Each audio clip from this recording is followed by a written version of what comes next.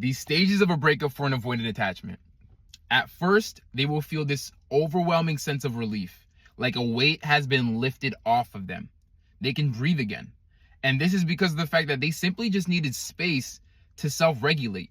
The pressure of being emotionally intimate is no longer there. And they will start to feel as though they have this sense of individuality again. They can be by themselves and have that control and pressure no longer being there.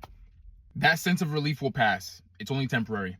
And it will be inevitably replaced with a feeling and sensation of regret. And these are extremely uncomfortable emotions, especially for an individual that is an avoidant attachment. So they'll naturally have the urge and tendencies to go back to old, not so healthy habits to avoid feeling that shame and that regret and these negative emotions. And typically they might bounce into other relationships and it might seem like they moved on so quickly, like they didn't care at all, but when in actuality, they're just running away from those emotions just like they ran away from the relationship. First of all, I want to add that the avoidant attachment will end the relationship one of three ways.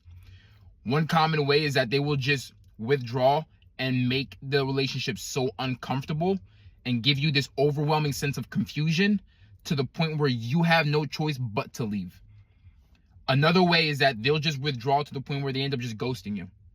But the third way that they end a relationship is by coming up with these excuses or a perspective that make it seem like you guys either aren't compatible or these problems that you typically can work through in a healthy, common relationship, and make these problems seem like they're deal breakers. Understand that the defense mechanism of an avoidant attachment is to run away and to avoid. So understand that they will do anything they possibly can to protect themselves from these negative emotions. So even though it may seem as though they moved on like they didn't care, they do. Deep down inside, they do care.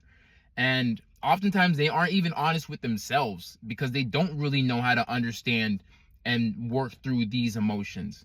All they've known is to just avoid them or replace them with other habits, unhealthy habits. But eventually, whether it is bouncing from partner to partner or behaving in not so healthy habits, eventually they will have to sit in those emotions and recognize that they made a mistake, that they really did miss you, that they really did love you, that there was something good and real in that relationship. Sometimes it'll take a few days, a few weeks, and oftentimes a few months.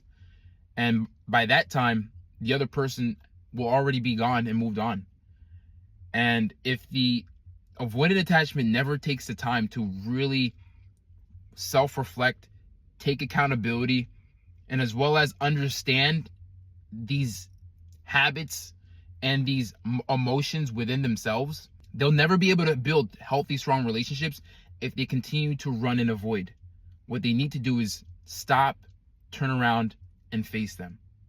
And in this season of regret and shame and just realizing that they made a mistake, they'll have the sensation and urge to reach back out to you. But depending on their level of avoidant, oftentimes they'll never reach out.